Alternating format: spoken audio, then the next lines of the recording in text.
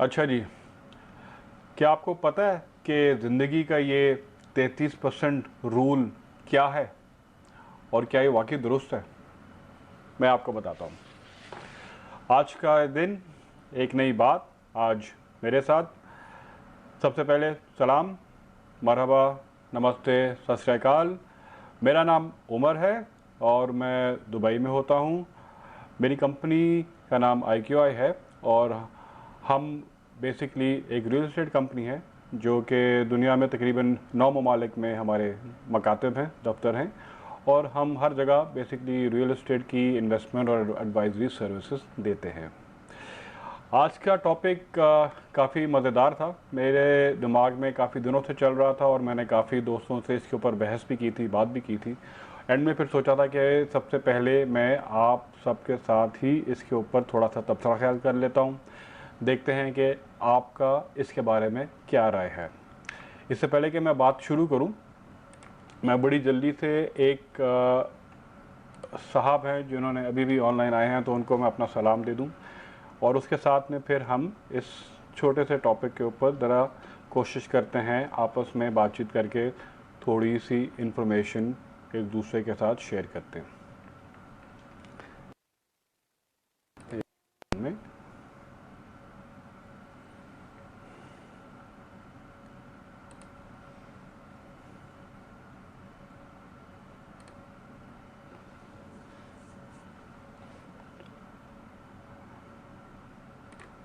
ठीक है जी, अब बताते हैं आपको कि एक्चुअल मुद्दा जो है वो क्या है।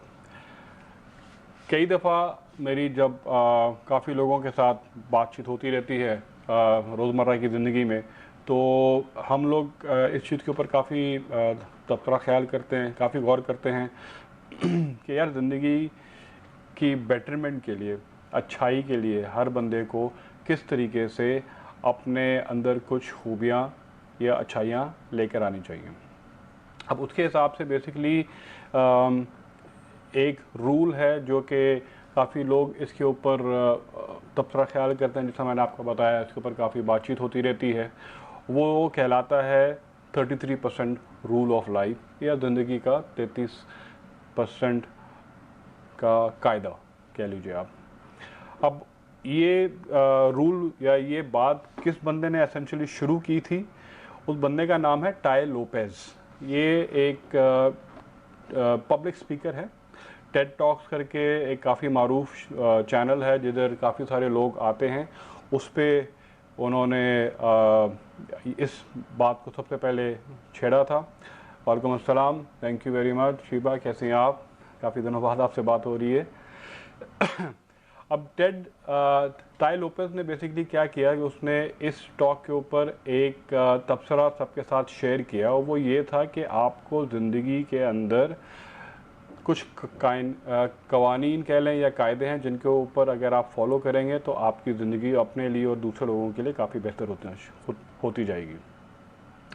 उसमें उन्होंने बोला है कि आप ज़िंदगी को कुछ हिस्सों में बांट लें, जिसके साथ 33% के की शरह फ़ीसद से आप अगर अपनी ज़िंदगी को इस तरीके से कंपार्टनलाइज करेंगे तो उसका बेनिफिट बेसिकली ये होगा। मरहबा विसाम, कैफ हालक, कुल बखैर, अल-यौम नकल्लम बिल उर्दू मुश वल अरबी या अखुई। बेसिकली अब जो मैं बात आपसे कह रहा था, मैं कोशिश करता हूँ टॉपिक के ऊपर ही रहूँ। काफ़ी सारे दोस्त मुझे अभी दिख रहे हैं ऑनलाइन। एसेंशली उस बंदे ने फिर यही कहा था कि आप अगर अपनी ज़िंदगी का 33%, पहला 33% ऐसे लोगों के साथ गुजारें जो कि आपसे एक्सपीरियंस में कम है या जो कि बेसिकली आपके पीछे हैं थोड़े ज़िंदगी के कुछ मरहलात में, तो basically for the benefit of some of my good friends who are online, I'll convey a little bit in English as well. कोशिश मेरी यही होगी कि ज़्यादातर मैं इसको उर्दू हिंदी ज़बान में ही बोलूँ। अब एसेंशली उसने ये बोला था कि अगर आप 33% लेके चलते हैं और अगर आप वो 33% अपनी ज़िंदगी का उन लोगों के साथ गुजारते हैं जिनको आपकी ज़रूरत है, जो कि आपके एक्सपीरियंसेस से या आपकी बातों से या आपकी गुड प्रैक्टिसेस से इन्फ्लुएंस हो जाएं, تو اس کا مطلب ہے کہ آپ نے اپنی زندگی کے اندر کچھ اچھا کام کیا ہے اور آپ کو اس سے فائدہ ہوگا دیٹ یو ول لرن کہ other people are learning from you and how much better you can be in your own shell and subsequently also benefit to the people who are next to you. دوسرا 33% جو ہے وہ basically ان کا کہنا یہ تھا کہ آپ ایسے لوگوں کے ساتھ گزاریں جو کہ آپ کے دوست ہیں یا آپ کے اندرونی دائرے میں ان کا شمار ہوتا ہے. the people who are within your inner circle, probably your friends or people with whom you meet on a regular basis, probably on a daily basis and so on. اس کا کیا بینیفٹ ہوتا ہے؟ اگین بینیفٹ بینگ کہ آپ جب اپنے pairs کے ساتھ بیٹھ کے بات چیت کر رہے ہیں، ان کے ساتھ مل رہے ہیں، ان کے ساتھ ٹائم گزار رہے ہیں تو آٹومیٹکلی آپ کو پتہ چلے گا کہ آپ کس ویو لینتھ کے اوپر آن اے ڈیلی بیسس آپریٹ کرتے ہیں. ٹھیک ہے، یہ بات بھی درست ہو گئی. آخری میں انہوں نے دوبارہ 33% بولا جو کہ تیسرا ہے the third 33% of your life. Basically وہ کہتے ہیں کہ آپ کو چاہیے ہے کہ آپ ایسے لوگوں کے ساتھ گزاریں جو کہ آپ سے عمر میں، ایکسپیرینس میں، رتبے میں سب بڑے ہوں یا آپ سے آگے ہوں. وی نی how Andrew, how are you? Thank you for logging in today. Hope you will.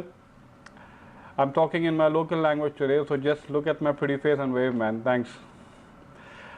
بہرحال اگین ٹاپک کے اوپر جو بات تھی، anybody who needs this particular topic in a particular language, primarily 4 of them, just send me a small comment below with your preferred language. I'll try my best to send you a separate talk on that as well. The last compartment that I was talking about, which is the 33%, is going to be people with whom they are ahead of you in age, they are ahead of you in experience, they are ahead of you in the cycle of life. And they will essentially make you uncomfortable. وہ آپ کو آپ کے comfort zone میں نہیں رہنے دیں گے کیونکہ وہ ہر چیز میں آپ سے بہتر ہیں، آپ سے آگے ہیں. اور ظاہری بات ہے جب آپ ایسے لوگوں کے ساتھ بیٹھو گے، ان کے ساتھ اٹھو گے، سلام دعا کرو گے یا ان کے ماحول میں آپ آ کے بیٹھو گے تو آٹومیٹکلی آپ کو دکھے گا that things are not what they seem. There is a lot of more room for improvement. Hi Raquel. Absolutely. Thank you Andrew. تو جب آپ ان 3 کمپارٹمنٹس کو لے کے چلتے ہیں تو آپ کو لگتا ہے کہ یار ٹھیک ہے، دس از دا وے my life has to be process, تاکہ میں اس کے اندر کوئی ایسا کام کر لوں جہاں پہ کل کو مجھے یہ محسوس ہو کہ ٹھیک ہے I have done some thing good with my life, I have done some thing constructive with my time on plant ارتھ. السلام علیکم سجاد، کیسے ہیں آپ؟ ٹھیک ٹھاک. اب یہ تو بات چیت ہوگی ساری بیسکلی جو کہ ٹائی لوپس بولتا ہے کہ آپ کو اس طریقے سے لائف میں 3 حصوں میں یا 3 پرنسپلز پہ بیسڈ آن 33% پرسنٹیج لے کے چلنا چاہیے.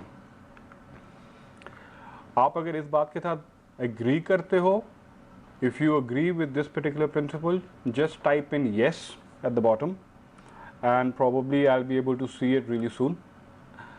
And then I'll know how much of the percentage of the public is actually in line with this thought process.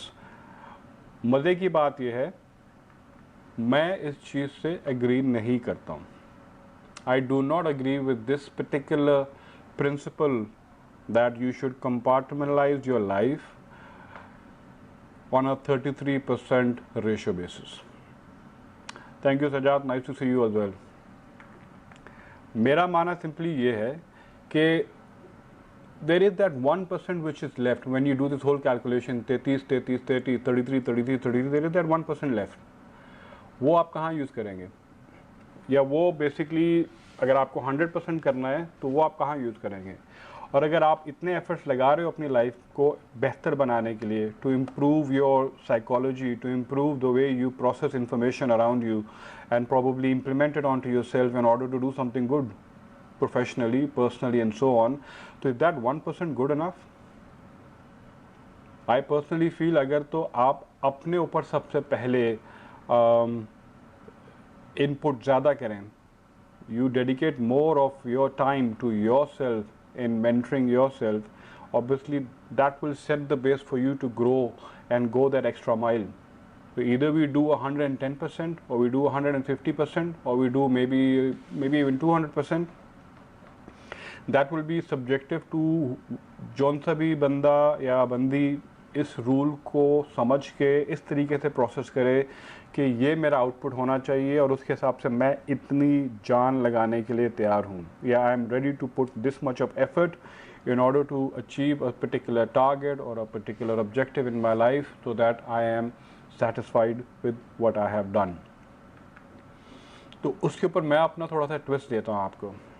Let's just say कि ठीक है 100% के मार्जिन के ऊपर ही आप अपने आप को इक्वेट करें. No need to take it to an infinity level of 150%, 200% and so on. 100% ही लेके चलते हैं.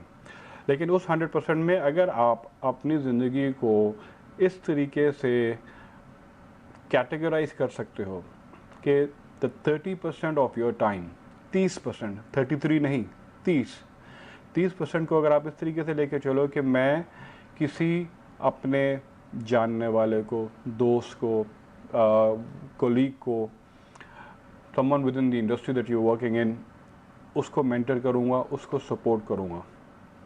जब आप ऑब्वियसली वो इन्फॉर्मेशन और वो सपोर्ट सिस्टम, वो नॉलेज पास ऑन करोगे तो ऑटोमेटिकली जो ग्रेटिफिकेशन आपको मिलती है on a personal level by being able to give selflessly, it's unmatchable. It is absolutely unmatchable.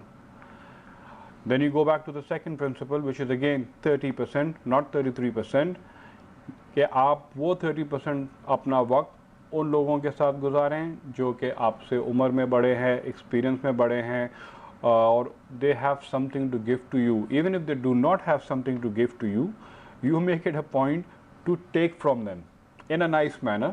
लेकिन जो आपका ऑब्जेक्टिव है कि अगर आप किसी को ऑब्जर्व कर रहे हैं, उसकी बातों को सुन रहे हैं या उसकी एक्टिविटीज़ को देख रहे हैं professionally, socially and so on, तो आप उससे अच्छी चीज़ें ऑब्वियसली ड्रॉ आउट करके देखिए कि वो आपके लिए क्या बेनिफिट दे सकती हैं आपकी ज़िंदगी में. Again third 30%, not 33%.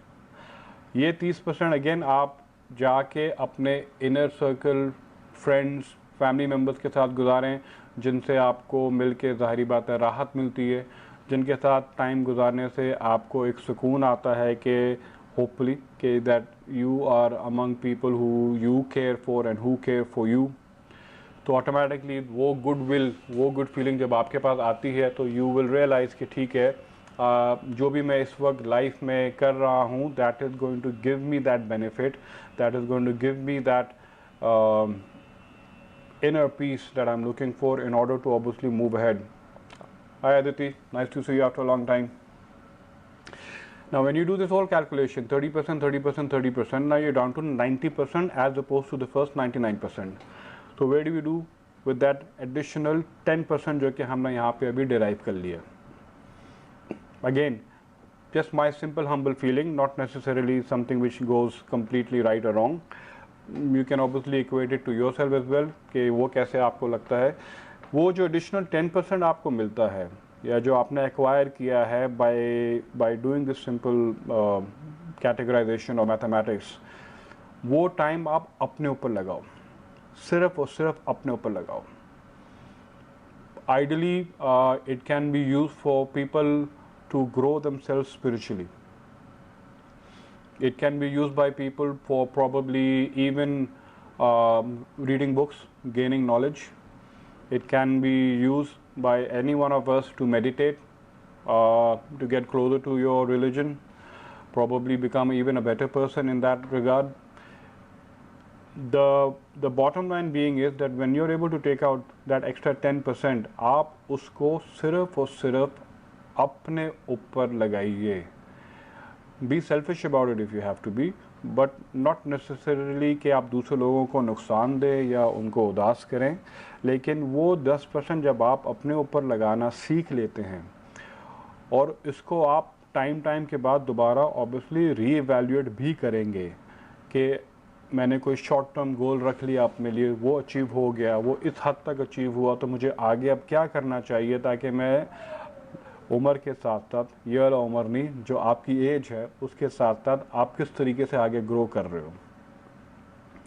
अगर आपका ख्याल है कि ये composition probably ज़्यादा practical लगती है, give me a comment, give me a yes, so that I'll probably figure out कि जो मैं logically कह रहा हूँ, does that make any sense to most of you, and probably it will make more sense to me as well in the long run. Now again, it's just my intake, it's not necessarily something कि मैं कह रहा हूँ कि बिल्कुल ये बात सही है, but like I said, बहुत दोस्तों के साथ over a span of maybe a good 3-4 months, this topic was getting rediscussed again and again in different scenarios, during work, during socializing and so on. तो मुझे लगा था यही कि यार there has to be a small retake on this. It does not necessarily have to be सिर्फ और सिर्फ इस तरीके से कि 33 and bang, you're done. This is the way it goes. That 1% which was the missing component जो मैंने आपको बताया था, तो that is the one where if you emphasize it more, आप उसको और वसी कर लो इस तरीके से कि अपनी orientation को थोड़ा सा दुरुस्त कर लें, तो that will automatically give you that extra input of 10%. 10% आपकी ज़िंदगी में मे बी 1 घंटा हो सकता है, आपकी ज़िंदगी में मे बी 6 घंटे हो सकते हैं, मे बी एक पूरा वीकेंड हो सकता है. That is entirely up to an individual कि वो कैसे उसको अपने लिए यूटिलाइज करना चाहता है. Strictly and only for yourself, not for your spouse, not for your kids, parents, anybody. वो सिर्फ आपके लिए है, जिसके ऊपर आप अपने आप को देखते हैं, शीशे में देखें, और नेसेसरीली इस तरीके से मत देखें कि मेरी उम्र ज़्यादा हो गई है, या मैं मोटा हो गया या मैं पतली हो गई हूँ, लेकिन इस तरीके से देखें कि आपने when you started off with your professional career, when you move from one phase of life into another, probably from being a single person to a married person, or probably when you move from one location to another location, where have you reached? आपको external factors क्या हैं जो आपको determine कर रहे हैं इस position पे आज लाके खड़ा करने के लिए, इंटरनल फैक्टर्स क्या हैं, एंड देन ऑटोमेटिकली जब आप उनको रीअसेस कर सकते हो, that again takes a lot of time. उसके लिए like I said, either you relate to religion और you relate to books, do a little bit of self soul searching, if I may say. That once done will hopefully give a little bit more, if I can say, impetus or a little bit more implication to this particular rule जिसके ऊपर मैं आज थोड़ी बहुत बात कर रहा था कि आप अपने आप को बेहतर कर सकते हो, and you should definitely put in all your heart and soul into it. And then hopefully by the time you reach at a place where you can actually look at yourself, or people will look at you and see, oh my God, you've come a long way, you've done really good, I would like to learn from you. Then being a mentor to somebody in that position, then the cycle goes back to that initial 30%, those 30% go, and then so on and so on and so on. So it's probably what you call a part of cycle of life. That was about it from my side. मैंने कोशिश की थी कि मैं ज़्यादातर अपना उर्दू या हिंदी में बात करूं, लेकिन by and large I keep on slipping. Like I said again, if you do like my thought, do share, do comment yes onto it. If there is any other particular topic, be it related to real estate, which is again my primary line, या something related on that, drop me a line. पूरी कोशिश होगी जो भी मेरे पास 2 cents का दिमाग है या एक्सपीरियंस है आपके साथ डेफिनेटली शेयर करता रहूँगा from time to time again. Take good care of yourself. I do know that the pandemic is pretty much global, especially in Dubai where I am staying. We are practicing social distancing. Uske saath saath the sterilization drive has been prolonged as well. So basically we are all operating from our own respective homes. Enjoy your time. Make the best of it. What more can you do?